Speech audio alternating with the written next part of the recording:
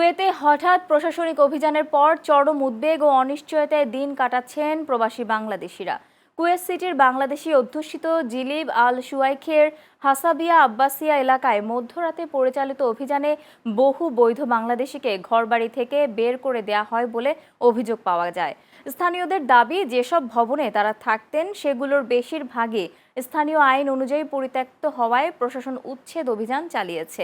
এরই মধ্যে কাজের সংকট, নিত্যপণ্যের মূল্য বৃদ্ধি, আকামা জটিলতা এবং ঢাকা কুয়েত রুটে বাংলাদেশ বিমানের ফ্লাইট স্থগিত থাকায় প্রবাসীদের দুর্ভোগ আরও বেড়েছে।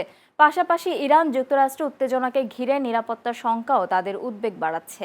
কুয়েতে বাংলাদেশের রাষ্ট্রদূত সৈয়দ তারেক হোসেন বিষয়টিকে গুরুত্বের সঙ্গে দেখার আশ্বাস দিয়েছেন।